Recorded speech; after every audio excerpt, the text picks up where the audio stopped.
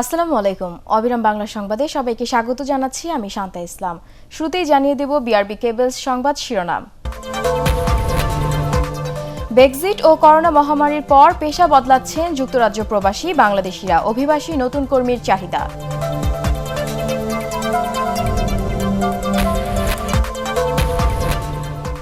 নির্বাচন কমিশন নিয়োগ আইনের খসড়া রূপরেখা জমা দিয়েছে সুজন, আপাতত সম্ভব নয় বললেন আইনমন্ত্রী।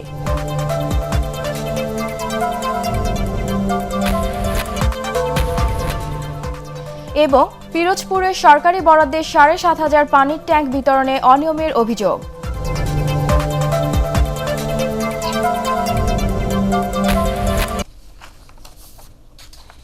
শুনছিলেন বিআরবি কেবলস সংবাদ শিরোনাম।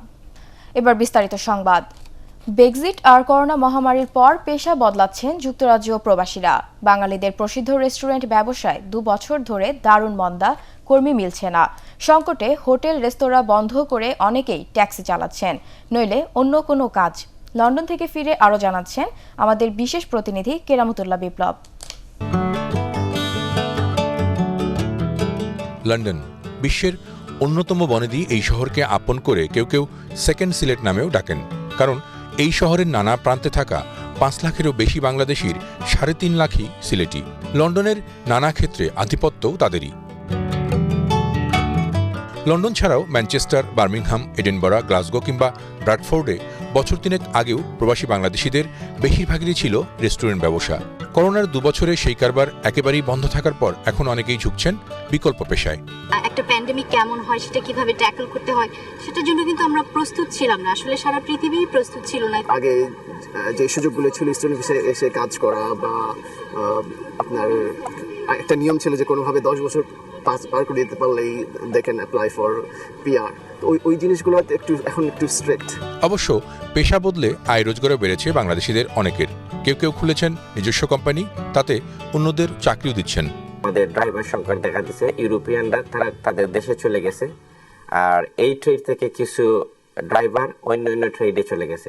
অনেক অপরচুনিটি রয়েছে ব্রেক্সিটের পরে আমাদের বাংলাদেশিদের জন্য। প্রথমত আমাদের রেস্টুরেন্ট সেক্টর, তাছাড়া ফার্মিং সেক্টরে রয়েছে, NHS এর যে নার্স সংকট। এই সুযোগটা যদি আমাদের সরকার যদি কোনোভাবে কাজে লাগাতে পারে, এদেশের সরকারের সাথে মিলে। ব্রেক্সিটের পর যুক্তরাজ্যের অর্থনীতিতেও বড় ধাক্কা পড়েছে, তার উপর করোনা মহামারীর মহাপ্রলয়। ইউরোপের অন্য দেশগুলোর কয়েক লাখ কর্মী চলে গেছেন ব্রিটেন থেকে, তাই স্থানীয় নানা কর্মক্ষেত্রে চলছে কর্মী সংকট। যুক্তরাজ্যের শ্রমবাজারের এই সংকট বাংলাদেশের জন্য নতুন সম্ভাবনা বলে মনে করছেন প্রবাসী বাংলাদেশিরা। হোটেল, মোটেল বা রেস্টুরেন্ট খাতে বাংলাদেশিদের ব্যাপক সম্ভাবনা রয়েছে যুক্তরাজ্যের বিভিন্ন স্টেটে, এবং সেই জায়গায় নতুন করে আরও সম্ভাবনা তৈরি হয়েছে ব্রেক্সিট হওয়ার পর। অনেকেই বলছেন এই সেক্টরে, বিশেষ করে এই হোটেল মোটেল সেক্টরে যদি বাংলাদেশি কর্মীরা নতুন করে এসে ঢুকতে চান, তাহলে তাদেরকে সবার আগে যেটা প্রয়োজন সেটা দক্ষ হয়ে এখানে আসতে হবে। আর তেমনটি হলে একটি বড় শ্রমবাজার বাংলাদেশি কর্মীদের দখলে চলে যেতে পারে। কেরামতুল্লাহ বিপ্লব, ATN Bangla, tower bridge, London. নির্বাচন কমিশন নিয়োগ আইনের খসড়া রূপরেখা আইনমন্ত্রীর কাছে জমা দিয়েছে সুশাসনের জন্য নাগরিক সুজন। এতে ৭ সদস্য সার্চ কমিটির মাধ্যমে গ্রহণযোগ্য ব্যক্তিদের প্রধান নির্বাচন কমিশনার ও কমিশনার নিয়োগের সুপারিশ করা হয়েছে। তবে পর্যাপ্ত সময় না থাকায় এ ধরনের আইন করা যাবে না বলে জানান আইনমন্ত্রী। আগের নিয়মে নির্বাচন কমিশন রাষ্ট্রপতি গঠন করবেন বলেও জানান মন্ত্রী। আরও জানাচ্ছেন মাহবুব কবির চপল। নির্বাচন কমিশনের মেয়াদ শেষ হলেই সামনে আসে আইন করে প্রধান নির্বাচন কমিশনার ও কমিশনার নিয়োগের বিষয়টি। যদিও সংবিধানেই তা বলা আছে, কিন্তু ৪৯ বছরেও তা করেনি কোনো সরকার। বর্তমান নির্বাচন কমিশনের মেয়াদ শেষ হবে ১৪ ফেব্রুয়ারি। তার আগেই নির্বাচন কমিশন আইনের খসড়া আইনমন্ত্রীর বাসায় গিয়ে জমা দেয় সুশাসনের জন্য নাগরিক সুজন। খসড়ায় ৭ সদস্যের সার্চ কমিটি গঠনের সুপারিশ করা হয়েছে, যারা ১৫ থেকে ২০ জনকে খুঁজে বের করে গণশুনানির পর ৭ জনের নাম রাষ্ট্রপতির কাছে পাঠাবেন। তাদের মধ্যে থেকে ৫ জনকে নিয়োগ দেবেন রাষ্ট্রপতি। এই সার্চ কমিটি যদি স্বচ্ছতার সাথে কাজ করে, এবং যেমন যাদেরকে নিয়োগ দেবেন তাদের সম্পর্কে যদি তথ্য সংগ্রহ করেন, তা পাবলিক হিয়ারিং করেন এবং তাদের সম্পর্কে তথ্যগুলো প্রকাশ করেন, এবং একই সাথে যদি তাদের আইনে যদি কিছু যোগ্যতা অযোগ্যতার মাপকাঠি সুস্পষ্ট করা হয়, তাহলে সঠিক ব্যক্তিরা নিয়োগ পাওয়ার সম্ভাবনা উজ্জ্বল হয়। এ ধরনের প্রস্তাবকে স্বাগত জানালেও সময় স্বল্পতার কারণে এখন আইন করা সম্ভব নয় বলে জানান আইনমন্ত্রী। নির্বাচন কমিশন গঠনের ব্যাপারে একটা আইন করার চিন্তাভাবনা সরকার করছে এবং এই চিন্তাভাবনাকে অবশ্যই এই আজকে যে ওনারা এটা দিলেন সেটাকে এগিয়ে নিয়ে যাওয়ার জন্য সহায়ক হবে। প্র্যাকটিক্যাল আসপেক্ট যদি আমরা দেখি তাহলে পরে আমরা এই পার্লামেন্ট সেশন এই খসড়া দিয়ে এটা পার্লামেন্টে আনা যাবে না।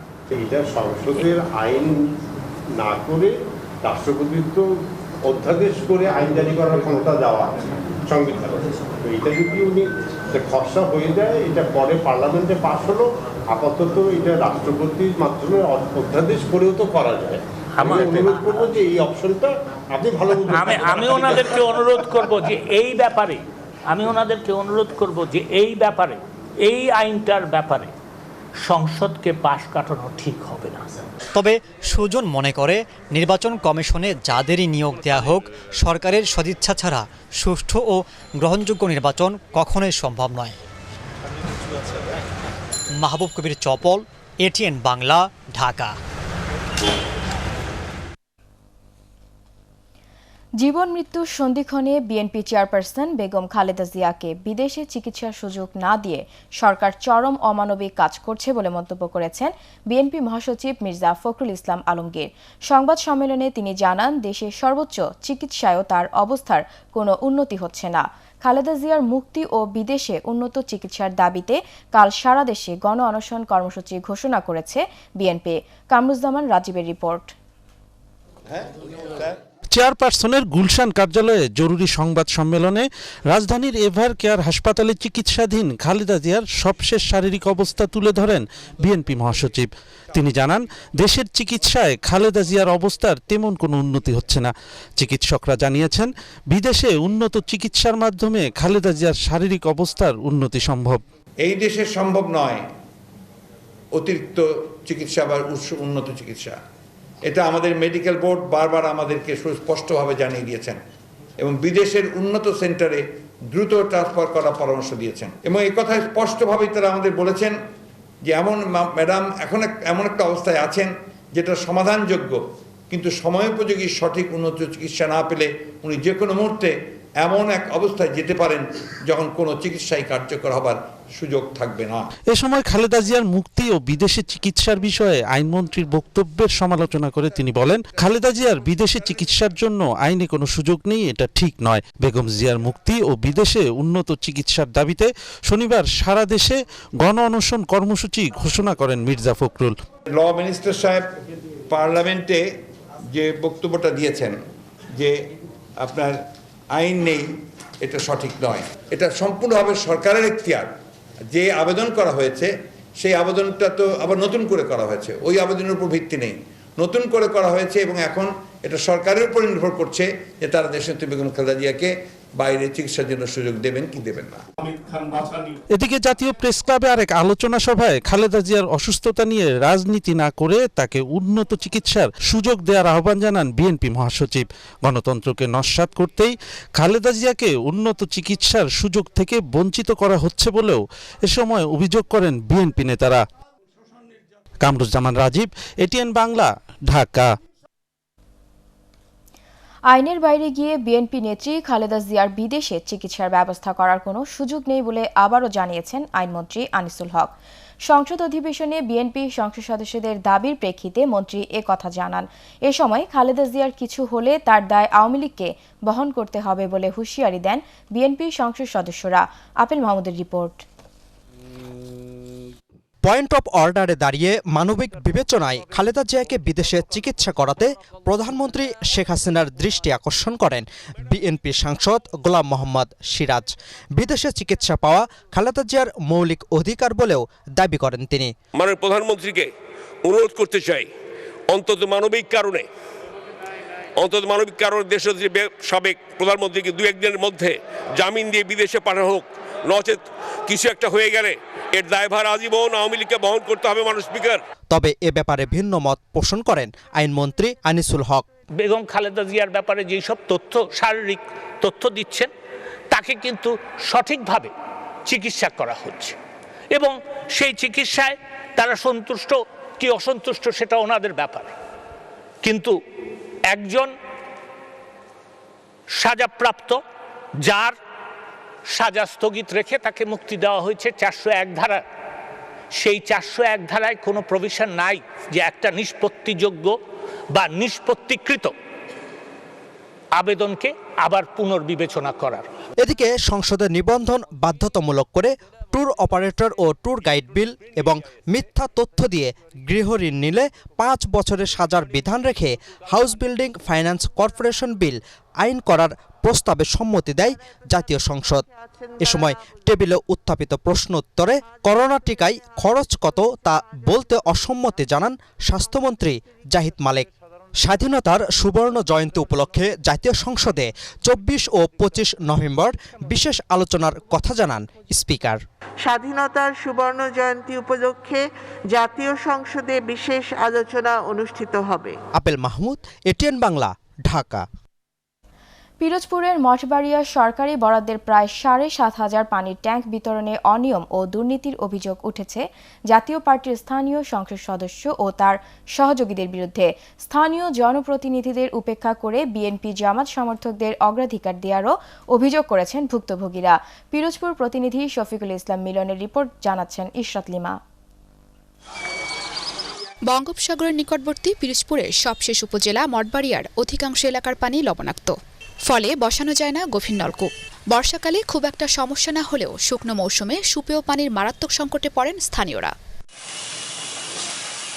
47 কোটি টাকারও বেশি ব্যয়ে মঠবাড়িয়ার নিরাপদ পানি সরবরাহ ও স্যানিটেশন প্রকল্প হাতে নেয় সরকার। সুপেয় পানি সংরক্ষণের জন্য দেয়া হয় ট্যাঙ্ক, যা নিতে তালিকাভুক্তদের কাছ থেকে 5 থেকে 7,000 টাকা পর্যন্ত আদায়ের অভিযোগ করা হচ্ছে। 1,000 টাকা করে দিতে পারছে তারা ট্যাঙ্কি পাইছে, আর যারা টাকা দিতে পারি না তাদেরও পায় না। বড় লোকই বেশি বেশি, গরিব বেশি অল্প। শুধুমাত্র দরিদ্র পরিবার প্রতি একটি করে ট্যাঙ্ক বরাদ্দের কথা থাকলেও খোদ সংসদ সদস্যের শ্বশুরবাড়িতেই পাওয়া গেছে 3টি ট্যাঙ্ক। রয়েছে বাইরে বিক্রি করে দেওয়ারও অভিযোগ। যারা ক্ষমতা আছে হেরাই পাইছে 4 দিয়া, আমরা চাইছি আমাকে দেয় নাই। পান্ডিং তো আসলে যারা পাওয়ার মতো তারা পায় না, এটা পায় স্বজন প্রীতি হইতেছে। সংসদ সদস্য মহোদয় তার ইচ্ছে মতো বন্টন করেন, তার নিজস্ব কিছু লোক দিয়ে এটা বাণিজ্য করেন। সরকারের নিয়ম আছে 1,600 টাকা দিবেন, কিন্তু সেখানে দেখা যায় 6,000 7,000 টাকা তাদের কাছ থেকে নিয়ে তারাই বরাদ্দগুলো দিয়ে থাকেন। ট্যাঙ্ক বিক্রির কথা স্বীকারও করেছেন সংসদ সদস্যের ব্যক্তিগত কর্মকর্তা। মঠবাড়িয়ার অবস্থা তো আপনারা জানারই কথা, বিরোধী দলের কিছু গ্রুপ থাকে, তারা বিভিন্ন প্রোপাগান্ডা তো থাকেই। এদিকে তালিকা প্রণয়নের বিষয়ে কিছুই জানেন না বলে দাবি করেছেন সরকারি কর্মকর্তারা। তালিকার বিষয়ে আমি বলতে পারবো না, তালিকা অনেক পূর্বেই হয়েছে। অফিসে যে তালিকা আছে সেই তালিকা দিয়ে আমরা কাজকর্ম করতেছি। যাদের পাওয়া উচিত তাদের কাছে কিন্তু এটা পৌঁছায়নি। এমনও আছে একবারিতে শুনে যে একাধিক যতগুলো ঘর ধনাঢ্য ব্যক্তি যতগুলো ঘর ততগুলো ট্যাঙ্কি যেয়ে পৌঁছে। এই অনিয়মের বিষয়ে জানতে সংসদ সদস্য ডক্টর রুস্তম আলী ফরাজির সাথে বেশ কয়েকবার যোগাযোগ করেও তার বক্তব্য পাওয়া যায়নি। Ishrat lima, ATN Bangla. পুলিশের তৎপরতায় দেশের আইন শৃঙ্খলা ও সামাজিক নিরাপত্তা পরিস্থিতি আগের তুলনায় অনেক ভালো বলে মন্তব্য করেছেন অতিরিক্ত আইজিপি দিদার আহমেদ। বাংলাদেশ থেকে ওমরা পালন করতে যাওয়া এই পুলিশ কর্মকর্তাকে সংবর্ধনা দেয় সৌদি আরবের খুলনা বিভাগীয় সমিতি। এ সময় প্রধান অতিথির বক্তব্যে তিনি প্রবাসী বাংলাদেশি রেমিটেন্স যোদ্ধা বলে আখ্যায়িত করেন। সমিতির উপদেষ্টা শেখ আসাদুজ্জামান ও সাধারণ সম্পাদক আব্দুর রহমান আরিফ, খুলনা সিটি কর্পোরেশনের কাউন্সিলর ZA মাহমুদ ডন এবং reporters association of electronic media পশ্চিম অঞ্চল সভাপতি MY আলাউদ্দিন সহ অন্যান্য সাংবাদিকরা এ সময় উপস্থিত ছিলেন। এবার আন্তর্জাতিক সংবাদ।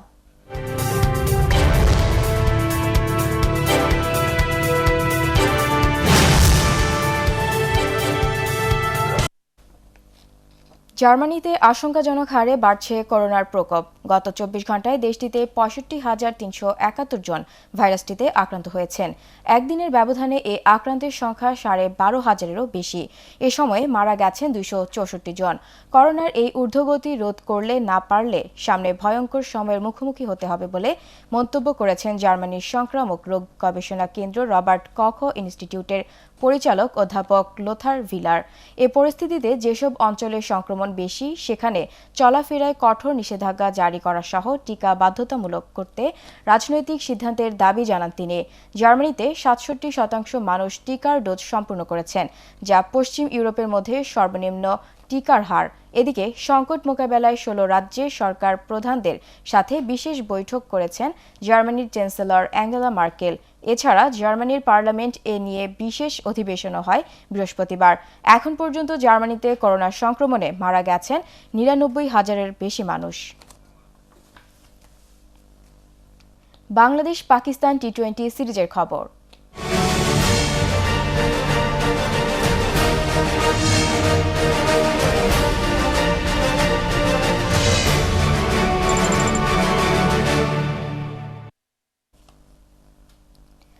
পাকিস্তানের বিপক্ষে টি-20 সিরিজ চ্যালেঞ্জিং হবে বলে মনে করেন বাংলাদেশের অধিনায়ক মাহমুদুল্লাহ। আর নিজ দেশে স্বাগতিক বাংলাদেশকে হালকাভাবে নেওয়ার সুযোগ নেই বলে জানান পাকিস্তানের অধিনায়ক বাবর আজম। আজ দুপুর 2টায় মিরপুর শেরেবাংলা স্টেডিয়ামে 3 ম্যাচ সিরিজের প্রথম টি-20তে মুখোমুখি হবে দুদল। আরও জানাচ্ছেন পরাগ আরমান। মরুর দেশে বিশ্বকাপ ব্যর্থতার পর ব্যাপক পরিবর্তন আনা হয়েছে বাংলাদেশ দলে। সাকিব মুশফিক সহ বিশ্বকাপ খেলা 6 জনকে বাইরে রেখে দল গঠন করে বিসিবি। সিনিয়র বলতে অধিনায়ক মাহমুদুল্লাহ। এ যেন টি-20তে নতুন যুগের অপেক্ষায় বাংলাদেশ। নবীন এই দলকে নিয়ে পাকিস্তানের বিপক্ষে চাপে নেই বলে জানান অধিনায়ক। সিরিজটি চ্যালেঞ্জিং হবে বলেই মনে করেন মাহমুদুল্লাহ। চ্যালেঞ্জিং হবে মানে আমরা আমাদের batting, bowling, fielding we have to be like very aware about everything এবং সবকিছুই স্কিল লেভেলে আমাদের খুব ভালোভাবে এক্সিকিউট করতে হবে because they have some brilliant batsmen, brilliant bowlers. Semifinal থেকে বিদায় নেয় টি-20 বিশ্বকাপ শেষের আগেই বাংলাদেশে আসে পাকিস্তান। দীর্ঘ 6 বছর পর তাদের বাংলাদেশ সফর। দুই দলের শেষ 3 মোকাবেলার প্রতিটিতেই জিতেছে পাকিস্তান। জয়ের ধারা অব্যাহত রাখতে উইকেট ধরে রেখে শেষ দিকে রান তোলায় মনোযোগী হবেন বলে জানান পাকিস্তানের অধিনায়ক বাবর আজম। कॉन्फिडेंस में और जो हमें मोमेंटम मिला और जो हमारी स्ट्रेंथ है उसी पे रहेंगे और कोशिश करेंगे जो जिस तरह की क्रिकेट हमने वर्ल्ड कप में खेली है उसी को कंटिन्यू करें। তবে শেরেবাংলা জাতীয় ক্রিকেট স্টেডিয়ামে পাকিস্তানের বিপক্ষে জয় পরাজয় সমান 2টি করে টাইগারদের। আর পাকিস্তানের বিপক্ষে এ মাঠে খেলা শেষ 2টি ম্যাচেই জয় পায় স্বাগতিকরা। এই বিষয়টি আশাবাদী করছে মাহমুদুল্লাহর দলকে। পরাগ আরমান, এটিএন বাংলা, ঢাকা। পার্টেক্স খেলার খবর।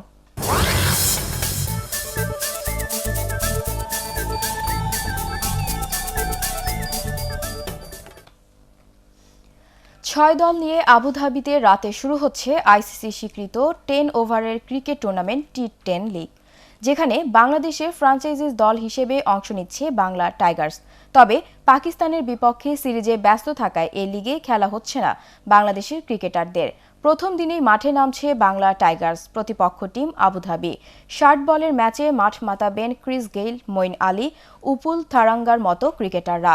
বাংলা টাইগার্সে খেলছেন Faf du Plessis, Andre Fletcher, Hazratullah Zazai, James Faulkner. আগামী 4 ডিসেম্বর ফাইনাল ম্যাচ দিয়ে পর্দা নামবে আবুধাবি টি10-এর। চট্টগ্রামের জহুর আহমেদ চৌধুরী স্টেডিয়ামে যেন চলছে ভাঙা গড়ার খেলা। ফ্লাইওভার নির্মাণ করতে গিয়ে ভাঙা পড়েছে ইনডোর সহ স্টেডিয়ামের মূল ফটকও।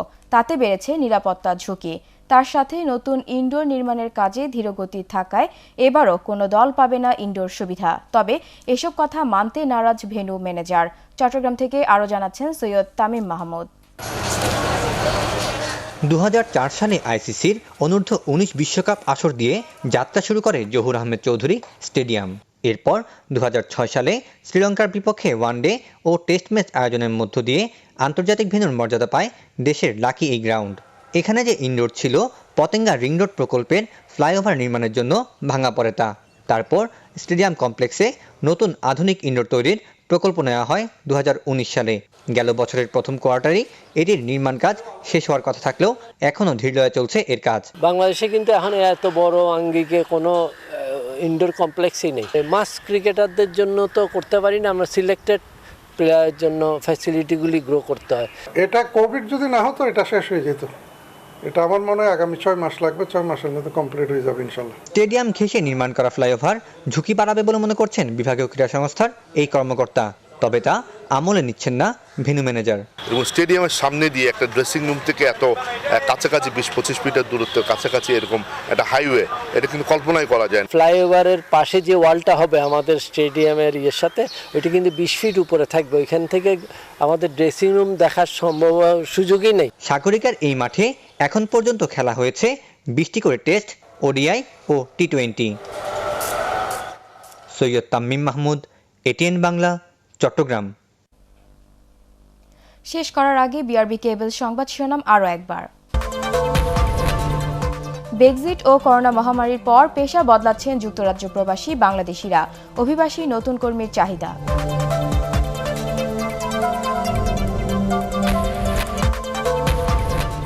নির্বাচন কমিশন নিয়োগ আইনের খসড়া রূপরেখা জমা দিয়েছে সুজন, আপাতত সম্ভব নয় বললেন আইনমন্ত্রী।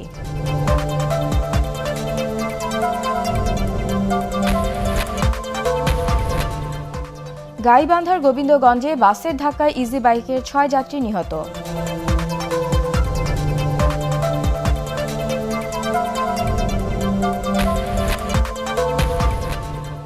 এবং পিরোজপুরে সরকারি বরাদ্দে 7,500 পানির ট্যাঙ্ক বিতরণে অনিয়মের অভিযোগ।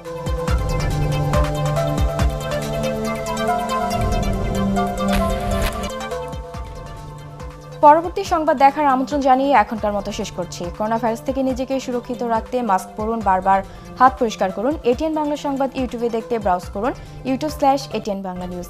ধন্যবাদ সবাইকে।